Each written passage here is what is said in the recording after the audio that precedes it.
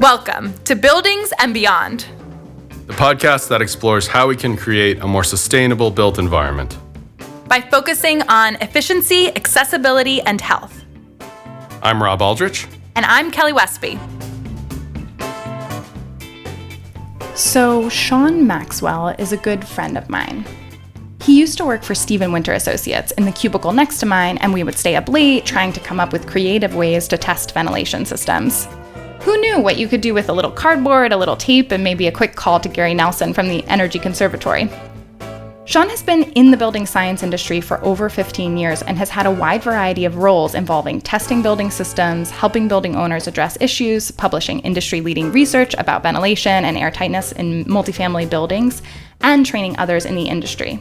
Sadly, for the New York City multifamily market, Sean moved to Australia. Australia, mate. Sean explains how finding a job wasn't as easy as he thought. When I first got here, I was looking to connect with other testers, doing things that I used to do back in New York. So retro commissioning and testing things, some research in building envelope leakage and compartmentalization and ventilation, those sorts of really fun subjects. And once I got to Australia, there was just hardly anyone doing it. It was tough finding a job, but Sean started doing some air barrier consulting and soon needed to purchase his own blower door. So I was looking for a quote for a blower door, and I got a quote from Thomas van Ramstonk, one of my old trusty friends who is from Germany. Pro Clima is a German company, and he gave me a quote for a blower door and then said, by the way, would you like a job? And so I was the first one hired out here. And I've been pretty much, so my title is technical manager, but it's more like, it's almost a bit of business development in that trying to encourage a building science industry. So pretty much that's been my focus, encouraging people to care about air tightness, and encouraging them to care about moisture management. So now Sean has been a technical manager at Pro Clima for almost 4 years. He was explaining to me that his job is obviously to sell Pro Clima products, but that day to day it's really about educating the market. I'll let him take it from here. Currently, standard construction, it's true in America and it's definitely true in Australia, that there is a race to the bottom for whoever can satisfy the code with the minimum cost and the fastest, the cheapest that you can do, satisfy the code. And so there's a race to the bottom, and Pro Clima is only going to sell high performance building products to an industry that cares about high performance. Because if people don't care about building performance, then you're never going to sell anything. So we need to educate the market to say, look, these condensation problems that you're seeing are a result of either too much air tightness with no consideration of ventilation, or poor choice of building envelope materials. There's lots of reasons for that. So Australia is going through this painful period here where they're strengthening their energy code and then noticing these unintended consequences. It's like a buzz phrase here. Condensation is the other hot topic. So they are learning these lessons that America learned 15 years ago, 20 years ago, that you can't just change one thing in the building envelope, like add more insulation, and then not pay really strict attention to quality control, like insulation consistency and continuity and building air tightness, and not end up with major problems. We had a conference here that we've been involved in volunteering for AERA, which is the Australian Institute of Refrigeration, Air Conditioning and Heating, which is similar to ASHRAE in the US. And they have a forum each year, which has been a lot of fun, and a great time to trade ideas with the people who think in a pretty progressive way. Here, think about building science. It's called the AERA Building Physics Forum, and it's pretty cool.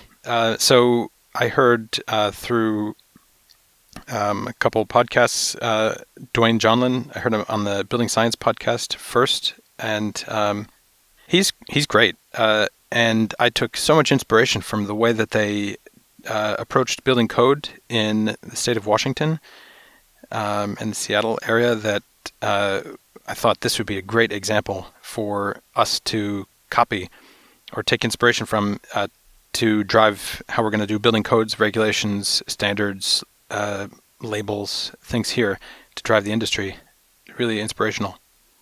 Yeah, that's great. And we had the host of the Building Science podcast on as well, and I had talked with him a little bit about Dwayne Johnlin. We had talked to him when we were updating the New York City energy code. So it's something I think I've mentioned here on this podcast before is most of the things that you're doing are not new. And so if you can look at what other people have found, even if the research is, a little bit of a different location, a little bit of a different climate, there are a lot of translations, I think. So leveraging the mistakes, leveraging the time and money and effort and research dollars that were spent in other locations, it's really important to pick our heads up and see what's going on around us. Yeah. There is a lot of opportunity for cooperation, for sure. That's great. And you mentioned codes. We had Gayatri on the podcast, and she actually mentioned your work trying to get some air sealing changes to the International Energy Code that she kind of pushed through on and ultimately was able to pass. And I'm wondering, are you still involved in code development in Australia? We did some good things over the past couple of years. We got blower door testing into the code as an option. It's not mandatory. It's sort of like for a while in the IECC, the commercial code says you can do a whole building air tightness test, or you can do this a bunch of things related to air sealing and definition of air barriers in your building plans and testing to prove it. So it was sort of two paths. The testing path was only one option. And so that's what we got into the building code for both commercial and residential, which is good. It's an option, which some would say, oh, darn, it's only an option and it's not mandatory, but it's definitely a step in the right direction. And it just lays the groundwork for future progress. So we'd consider that a success.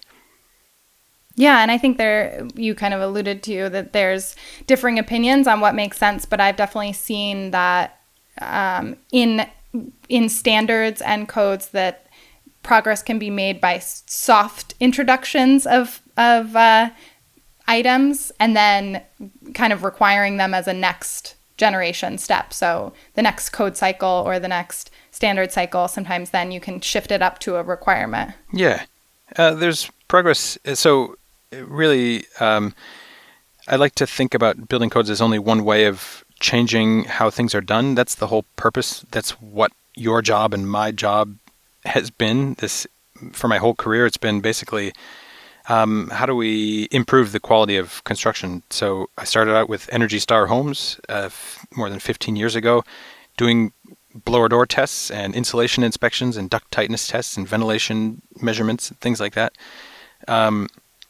I easily have done 1,000 blower door tests, and that has been our job. You do commissioning now on a much, much larger scale, crazy complexity of projects that you deal with. But that's pretty much our job, isn't it? Just quality control? Yeah, absolutely. And I think, so are you saying that there's codes and standards and then quality control are kind of the two methods? Well, that's what codes are, is quality control. So it's sort of a minimum. I mean, that's definitely a minimum quality control. Yeah. I often say, smirk and say, well, the building code is, don't be proud of something that's built to code, because building code is the worst building you can legally build. And it really is. I mean, you can't build any worse than that and not get in trouble. So Right. it's nothing to be proud And of. I actually say further than that, the worst building you can actually build is whatever the enforcement of the energy code is. So it's actually, it can be worse than the energy code or worse than any other code as long as those portions of it are not enforced. So that kind of gets to my feelings about quality control and enforcement versus having something written down. And I think that's from my perspective kind of in the commissioning world, like what you're talking about now. You sort of live in the space between the drawings and what's written down on paper and then what kind of comes to fruition in real life and what gets turned over at the end of the day to the building occupants. Yeah. The Energy Star Homes program, if we just start there, that's not, I would say, it's pretty modest improvement over energy code. It's back when I was doing it 15 years ago, it was something like 15% better than code, or maybe 20% better than code. So not that much more stringent, but the quality control meant that you were actually inspecting the installation. So it was grade 1, grade 2, grade 3 installation, and duct tightness testing and air tightness testing, which those basic steps of quality control, like duct tightness testing, which now is building code in many U.S. states, of course you should be building your ducts tight, and of course you should be building your building envelope tight. It's just sort of assumed or sort of willfully ignored that most standard construction doesn't actually do these basic steps of quality control. So, yeah, you can't assume that what you're getting is even building code. You're totally right. Yeah, and that's an excellent point. I think I like to give everyone credit. There's a lot going on in the construction world, and there's a lot of people moving around in buildings, especially kind of the larger buildings, and you're installing things floor by floor. And did you do that thing before the drywall went up? I'm not sure. And sort of a tendency to keep going that I think allows people to sweep things under the rug, or sweep things behind the drywall, as it were. But yeah, having those requirements to take a look behind the walls, I think, are important. Yeah. And kind of moving on to that, you talk about carrots versus sticks. So let's get into that a little bit. I would say, maybe define, I think I know what you mean by carrots and sticks, but maybe define it for us first. I guess you could say carrots and sticks are like incentives and penalties.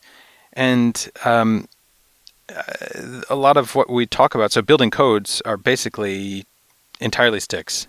And in a lot of cases, they're sort of broken sticks, some that aren't really useful at all. So a lot of prescriptive requirements in building codes, if you were to only meet the prescriptive requirements in some building codes, I'll just give you the example. You can download the National Construction Code 2019 from Australia, the section 3.12.3 of volume 2, the residential code. It's silly how useless this section of the code is for actually getting a building airtightness result.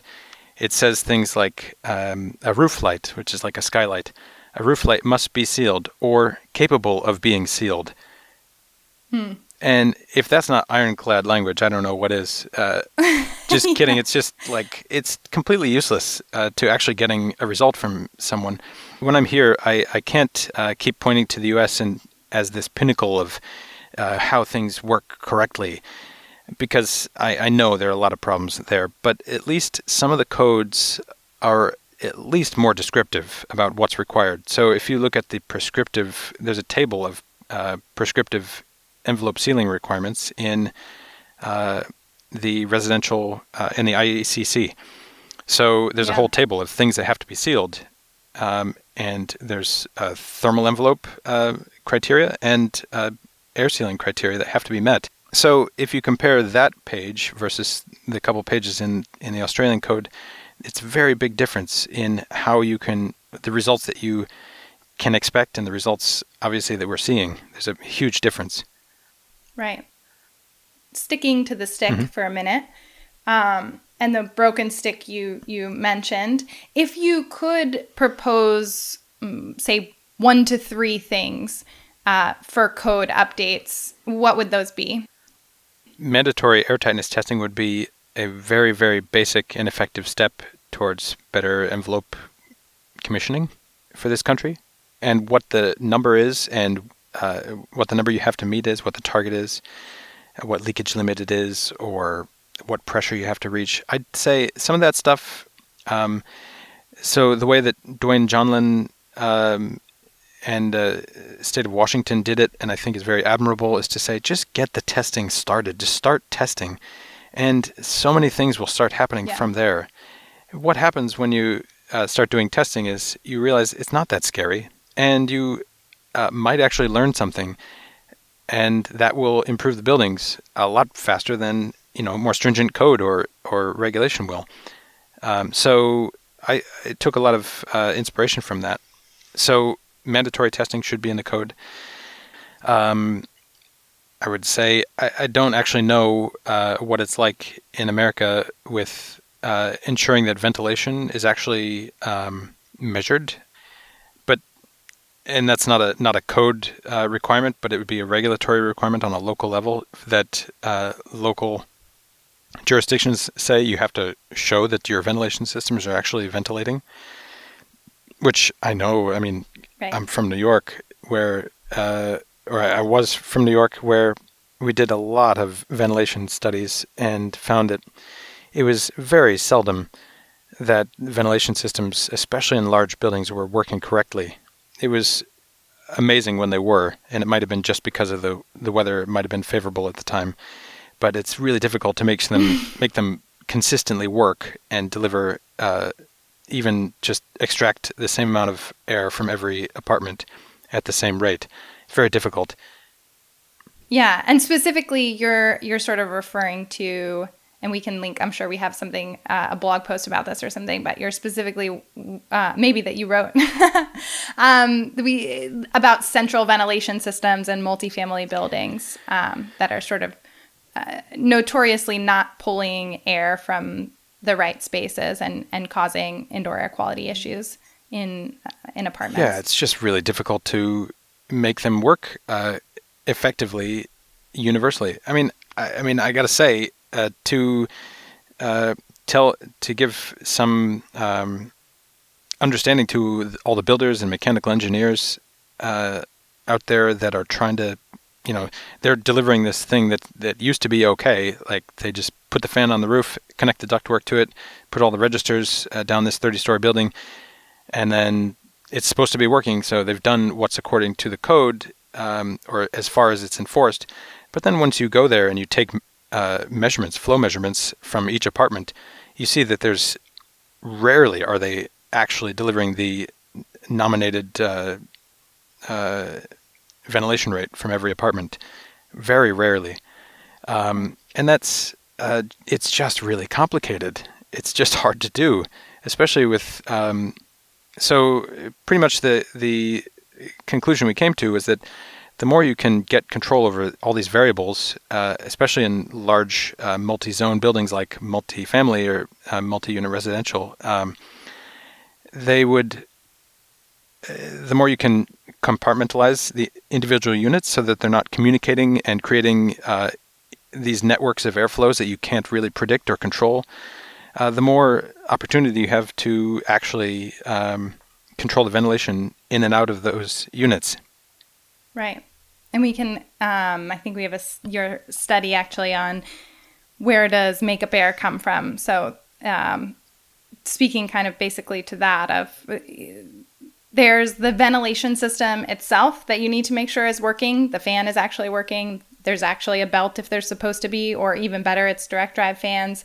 The ductwork is sealed. There's no gaps or holes in the ductwork, basic things like that. And then what you're saying, the other portion of it, which is compartmentalizing the apartment itself. Yeah.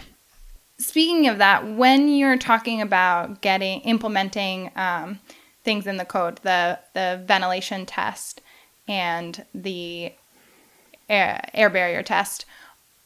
Are you talking about single-family homes or getting it in the residential code, or are you talking about kind of all buildings? So it's in the National Construction Code 2019 as an option for both commercial buildings and residential buildings.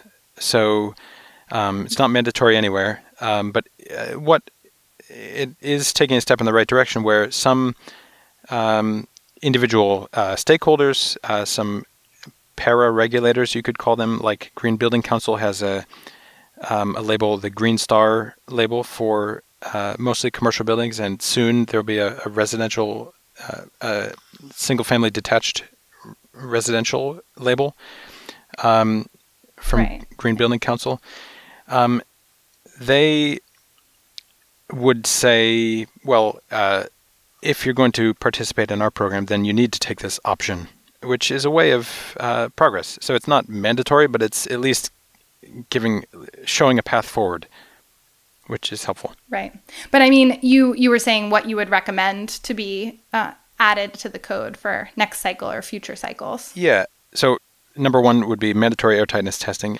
And then I would say that I would also recommend mandatory duct tightness testing, both in commercial buildings and residential. It's code for commercial buildings, but very large systems. I think it's, I don't talk about it as often. Maybe it's 3,000 liters per second. So pretty big systems. But I would say you have to do it for any system. I would say that would be a huge step in the right direction. Yeah, that's the same here. It's only applicable or in New York at least, even in the 2020 Energy Code. That was one thing I would have loved to see is mandatory duct tightness testing for low pressure ductwork. But right now it's only required on ductwork greater than 3 inches, I believe. I mean, thered be some other things that I would recommend, and not just in the commissioning things, but it's pretty amazing to me that single pane glazing is still the norm here for most of this country. And then Australia wonders, there's whole working groups. My colleague Jesse Clark from Pro Clima here is a wizard with moisture analysis. He's on the condensation working group for the building code. They have a condensation working group. Let that take note of that. And I think it's no wonder that you get condensation in a lot of buildings in Australia because we have no attention to building airtightness, no attention to ventilation, at least as installed. And you might write it on the code, write it in the code to say you need ventilation or you need this much ventilation. AS 1668 is the ventilation standard, but there's no mandatory constant ventilation like there is in ASHRAE 62.2. So you're not diluting moisture from the space, and then there's thermal bridging all over the place. The biggest thermal bridge I can think of is single pane glazing everywhere. And you get condensation. These brand new buildings going up in Sydney.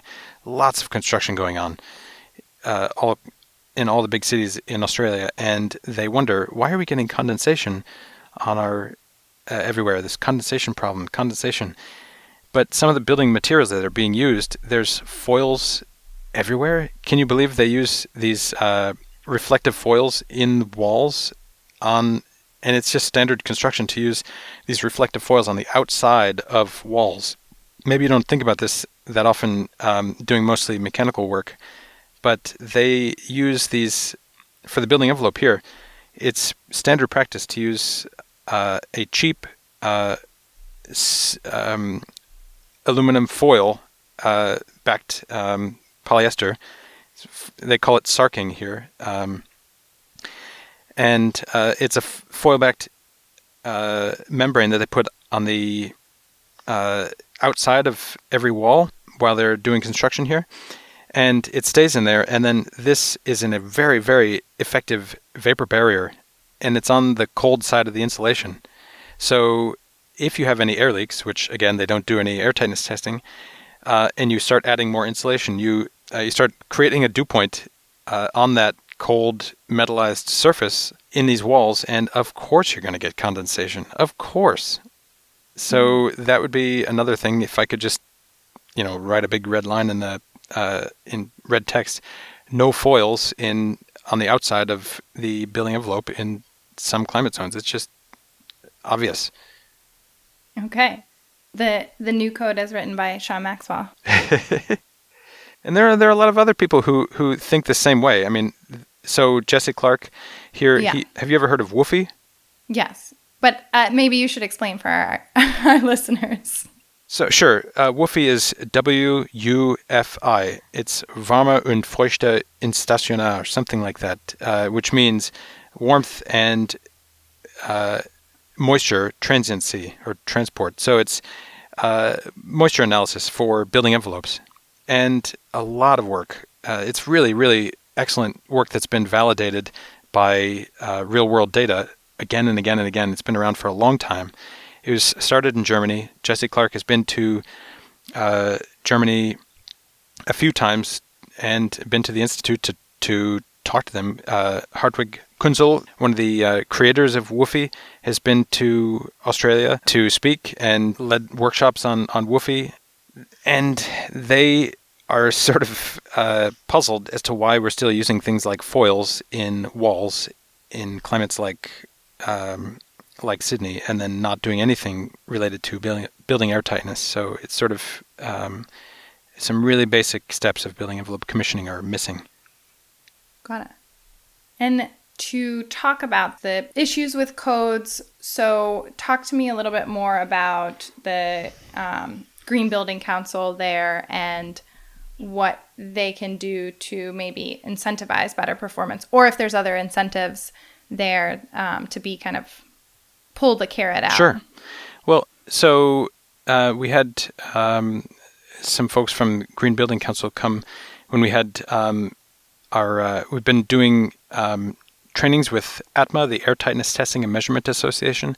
So it's a way to unite all of our air tightness testers in this country and make new testers to expand this industry.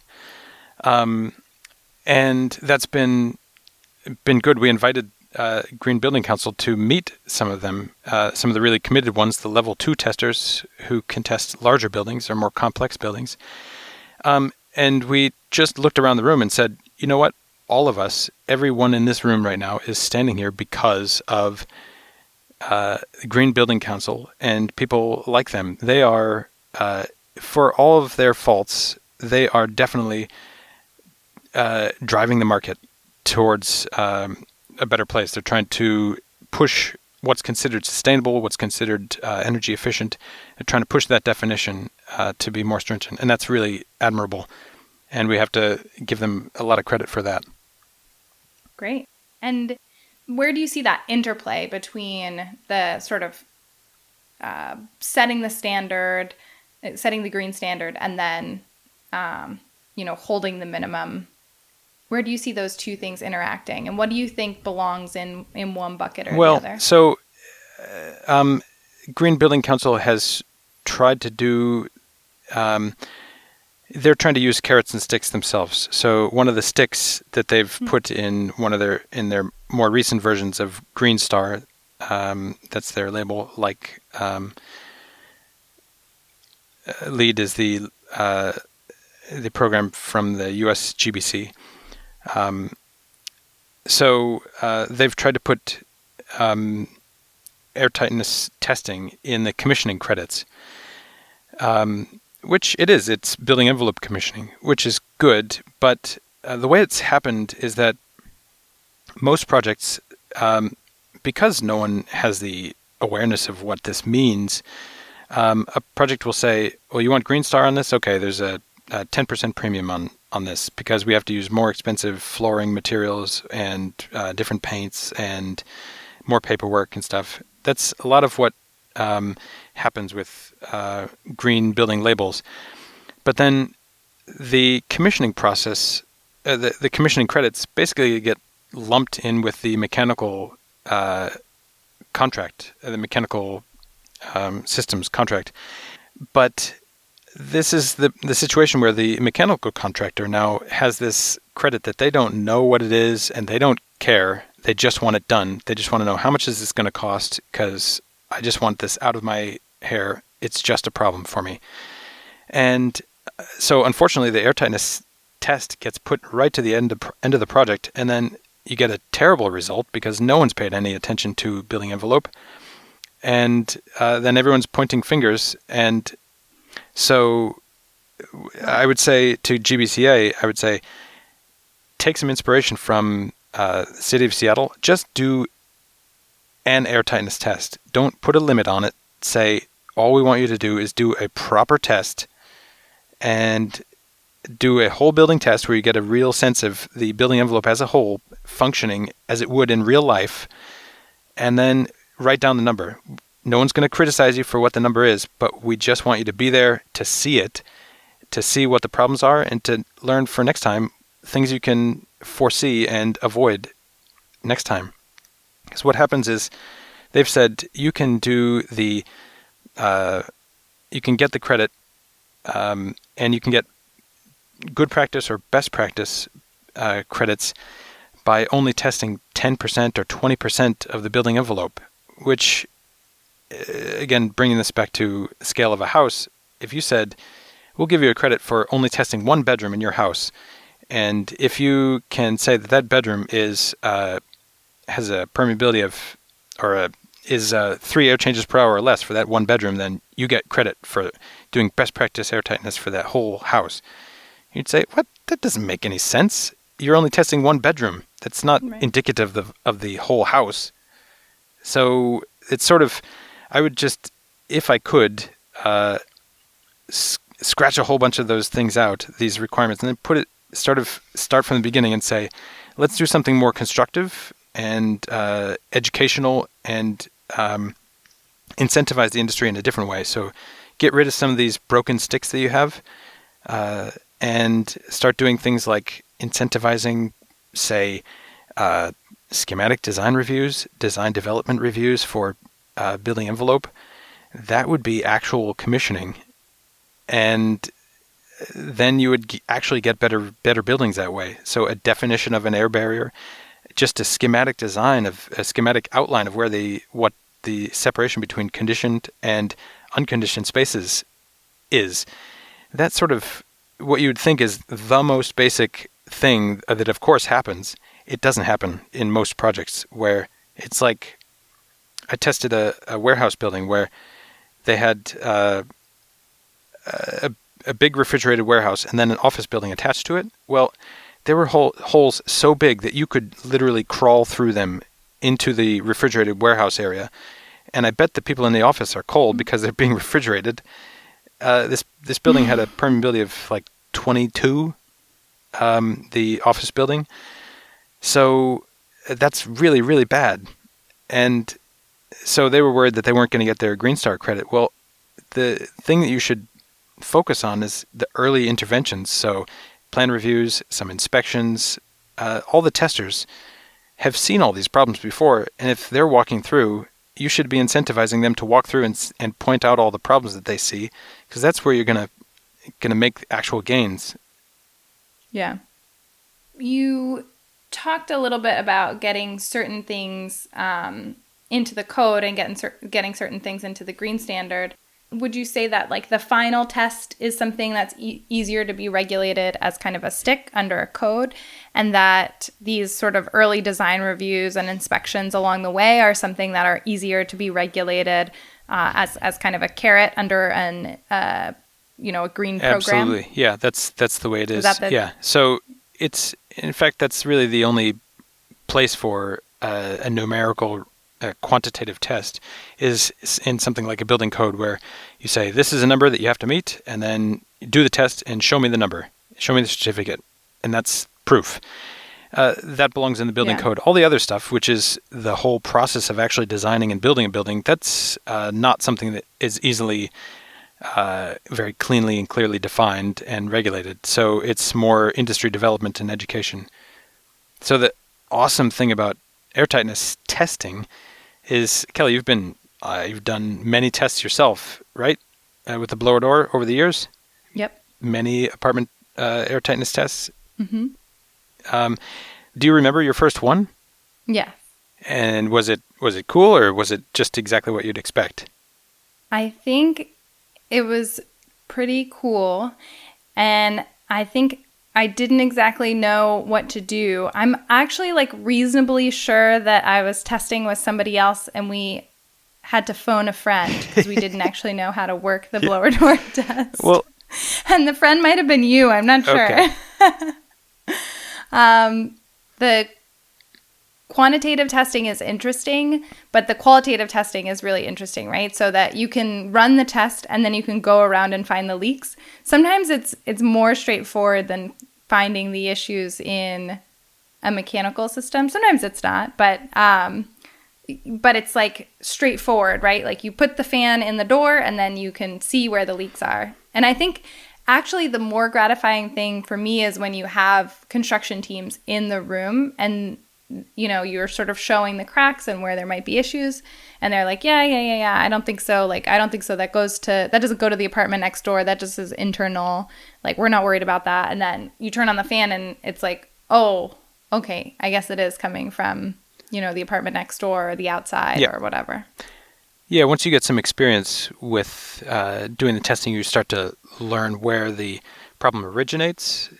You start to think, going back in time, where the design oversight was.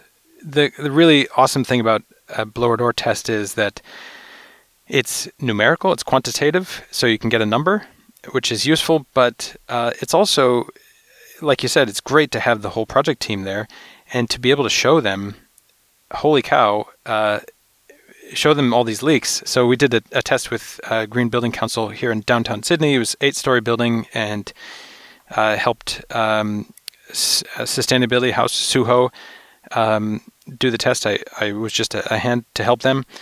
And as part of it, I brought my fog machine. And as I was expecting, the roof parapet is often a weak point in a lot of commercial buildings. So we were out on the veranda outside the roof parapet on the top floor, and with the building under negative pressure, I stood outside with the fog machine and shot fog at the roof parapet, and sure enough, fog gets sucked in through the ceiling, through the roof, through the ceiling, and then coming out of all the light fixtures in the this meeting area on the top of this building. You wouldn't think, I bet 10 years from now, you will see little traces of dust on those light fixtures where the air is leaving those light fixtures and leaving the dust as it goes, because it's going out and up and out the top of the building, or vice versa in the summertime. So, but to see all the people there from the design team, the consultants, from Green Building Council, to see them walk around and say, what? Why is there fog coming out of these lights right now? That's crazy. He's outside right now and we're inside. The fog's coming out of the lights. Why is that happening? It's so eye-opening to see this process. You can touch and feel the air leaks. Like, some of them are so big that you can take a piece of like toilet paper, like single-ply toilet paper. Pretty much the only thing it's good for is showing air leaks. So you can put it on, use a piece of single-ply toilet paper and then hold it against these air leaks, and you'll see it's fluttering in the wind, and it just makes someone's eyes go wide and say, wow, that's supposed to be a fire separation there. This is supposed to be a smoke extract, smoke exhaust, like a pressurized stairwell here, and here is a piece of toilet paper whistling in the wind. That's a problem. And it's just, so it is a quantitative test, which is very powerful for regulation, but it's also qualitative in that you can touch and feel and find and fix air leaks. So it's pretty awesome process. Yeah, and actually, you're kind of talking about fire separation. And we've talked about blower door testing on the whole building and blower door testing on an individual apartment. And I'm curious to get your thoughts. So you are a proponent of testing individual apartments. Yep. Can you describe for everybody kind of Obviously, the exterior envelope, if we're talking about energy, the exterior envelope is matters a lot. Can you talk about what the impact is on the apartment level envelope and where, why you think that test is just as important, or maybe could be used as well? Well, so there's, I'd say, very little correlation between the exterior envelope air leakage number that you get and the individual apartment compartment test. So I was contacted by some people in California who wanted to do a research project to say, if you do a sample of apartment tests, can you somehow correlate that with a whole building envelope leakage? And I'd say definitely not. Maybe you might be able to draw some conclusions based on different construction types, like really broad construction systems like concrete or steel framed, wood framed. You might be able to see some differences between them, but for the most part, there's very little correlation between compartment testing results and the whole building exterior envelope results. And you're right that the one that most directly relates to building envelope energy use is exterior envelope leakage only, not the individual compartment tests. But there's a couple of reasons why I am a proponent of compartment testing. Number one was maybe it's short-sighted, but I'd say I was thinking this is definitely more digestible to a building industry, that if they have to do a test on a whole building, if you did tests on individual units, the cost of doing that is a fraction of the cost of doing a whole building test in some buildings. But as testing industry capacity grows, doing a test on even a very large building is not that difficult. So that's maybe not a great argument. But from doing research over the years at SWA in New York, we found many of the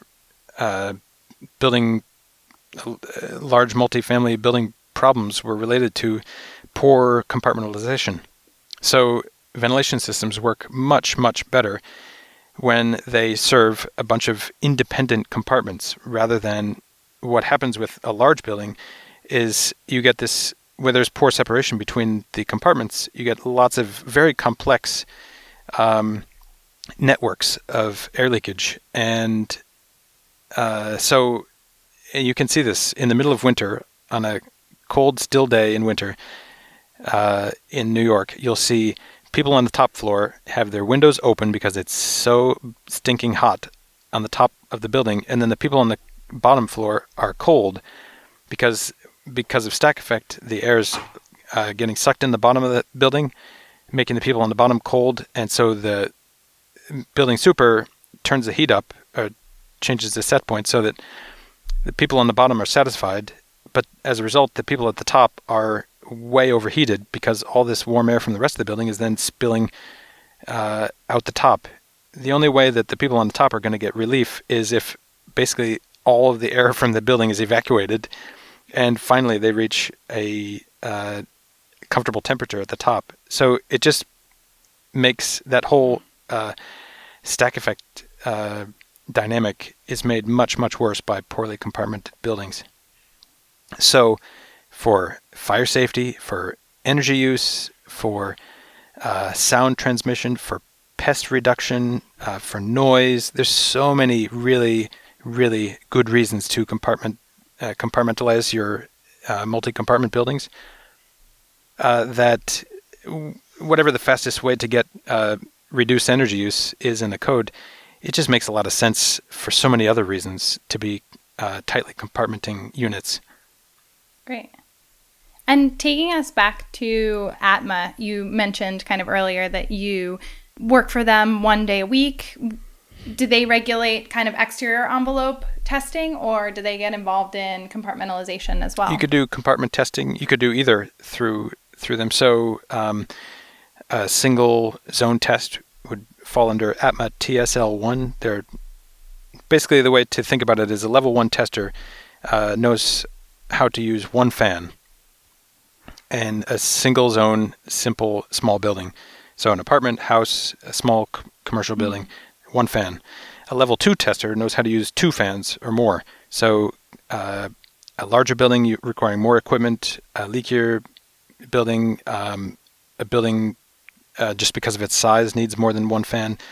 That's another level of, usually a level of complexity with the building envelope calculations, equipment preparation, experience, lots of reasons why that would be level 2. And then level 3 would be, it's basically a PhD in air tightness testing. So currently there are no level 3 testers.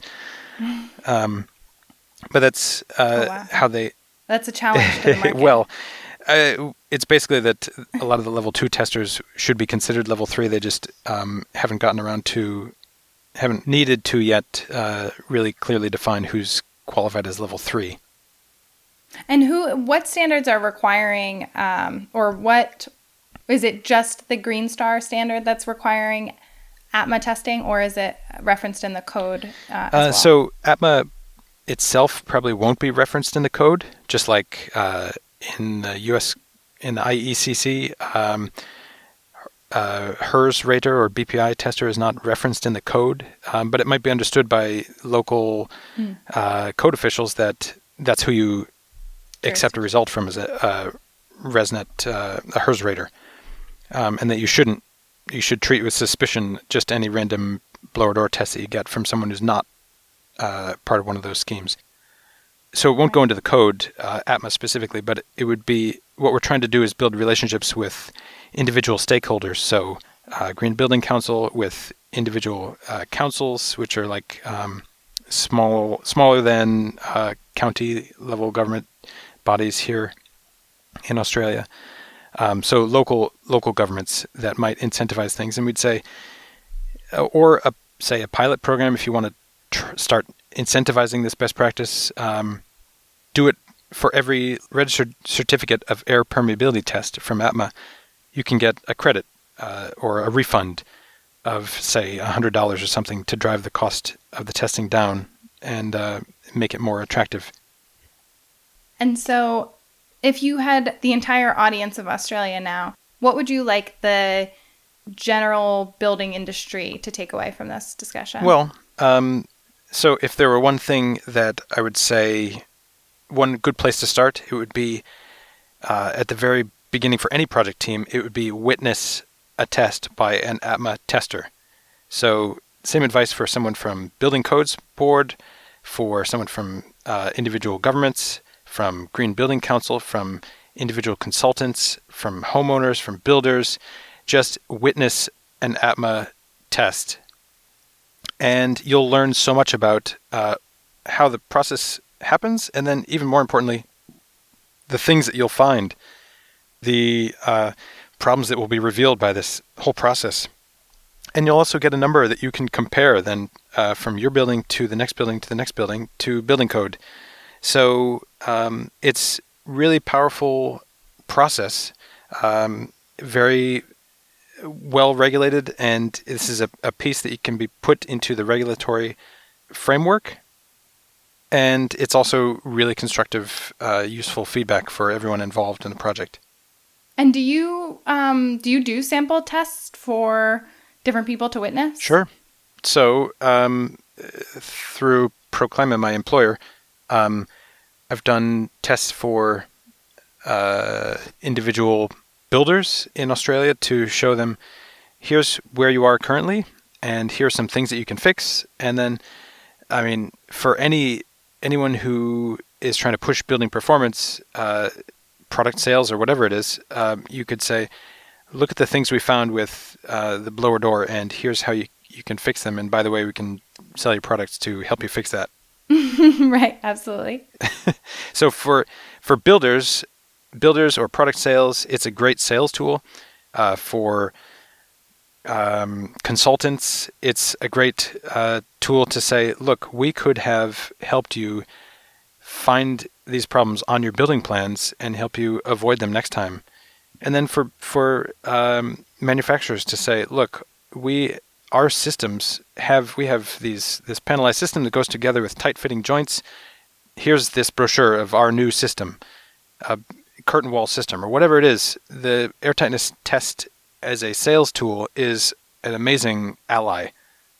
Right, absolutely. And so, Sean, if we have you back on the podcast in 5 years, what do you think we would be talking about then? Well, what we're going to be talking about is some of the awesome data that's going to come from ATTMA. So pretty much the whole reason that I started talking to them is that, 5 years ago now, was that they made this tool called ATTMA Lodgement, which is an online database where you submit your results, and it goes through some quick quality checks to say, what's your R squared, what's your N. It does some data checks to say, does your test result make sense? And then it spits out a registered air permeability certificate. And when you do that, you contribute your data to Lodgement. It goes into a database. Now, this might blow your mind. I hope it does. They started this database 4 years ago or something, and very quickly it was a runaway success. So they have now, in just over 4 years, over 750,000 test results in their database. 750,000 test results? 750,000 test results. It's crazy. And they're making it easier and easier and easier all the time. Wow. So it's amazing for so many reasons, because you have all this data to then draw some really solid conclusions about build quality, about policy effectiveness, about building systems that are being used. So in the UK, you lodge what type of building system it is. So whether you're building with wood framed or timber, they call it, or masonry construction, steel framed, you can draw some pretty clear conclusions from this stuff when you have data sets that are that large. So it's crazy how big this is. So what's the most interesting thing you found in the data? Well, I think this is a common point of argument and discussion, is that if you look at the results, you see, so in the UK, you have to define what the air permeability is before you do your project. So say a common target is a permeability of 5, which is about 5 ACH. So you say, we are going to build this building with a permeability of 5. That's our target. And then we're going to do the test. And what you see is that most of the results are about between 4.9 and 5, which tells you that either the builders are really good at getting right on target, or they are just slightly missing the mark and then do just enough to get them over down to that 5 limit. You can look at that in two ways. You could say, well, the builders are clearly, they only do exactly the minimum required, and they're just scraping by, which in some cases is true. But it also, you could look at it in another way, which is to say, this is clearly a market mechanism, a market driving mechanism at work here. It is incentivizing a best practice here of this air tightness target, and then how you meet that target is up to you. Whether you want to use better membrane or better tapes, or a rigid air barrier on the outside, or self-adhered WRB, whatever strategy you use, it's your choice to do that. And so it unleashes the power of innovation, I think. Also, so I think seeing some broad data sets for Australia would be really, really awesome. So looking at different building types, and there are some things, some certain practices, I won't name them now, that we think are pretty poor, and we just want to use this data to show what works and what doesn't. So in 5 years from now, I'll be able to show you some pretty cool results. Okay, so you have that data in there already, but you're waiting for more? Well, we don't have much data. There's about 1,000 test results from Australia so far. Got it. But a lot of the data is, good performers, people who are actually trying, which doesn't give a fair gauge on what standard practice is. Gotcha. So that 750,000 is around the world? Those are just from the UK. Oh, from the UK. Got it. Doesn't that blow your mind? That does blow my mind, yeah. So it's basically, they're getting close to 100% testing of all buildings in the UK. Wow. And that's whole building testing, or that includes dwelling unit testing as well? Both. Got it. So, okay. I was going to say, that's not really a 5-year plan if you already have it. Well, we don't have it. The UK has that regulation in place to require that. Got it. Yep. In Australia, what we're doing over the next 5 years is trying to work with these stakeholders to say, look, here's a path we can see forward. And if a stakeholder might be individual state that says, all right, it's optional to do an air tightness test in our state, but if you want to use this energy modeling path, the performance path, you have to do a test to prove that you met the target that you set for yourself at the beginning. That's one way to do it. And then I just can't wait to see all the data. All right. That sounds great. Yeah, I'm really excited about it. Well, we look forward to hearing all about it in 5 years when we have you back on the podcast. Thanks for joining us today. Oh, Kelly, it was awesome. And I miss all the really awesome people at SWA and all the great work that you guys do. And if I were back in America, I would love to work with you guys again, but I would still be pushing you all to join ATTMA as well. That sounds great. And you are welcome back anytime, Sean. Awesome. Buildings and Beyond is brought to you by Stephen Winter Associates. We believe that our world is not as sustainable, healthy, safe, equitable, or inclusive as it needs to be. We continually strive to develop and implement innovative solutions to improve the built environment. If you want to join us in our mission, visit swinter.com/careers. A big shout out to our production team, Jade Alvarez, Dylan Martello, Alex Mirabile, Heather Breslin, as well as my co-host, Robb Aldridge. We all thank you very much for listening, and we look forward to seeing you next time.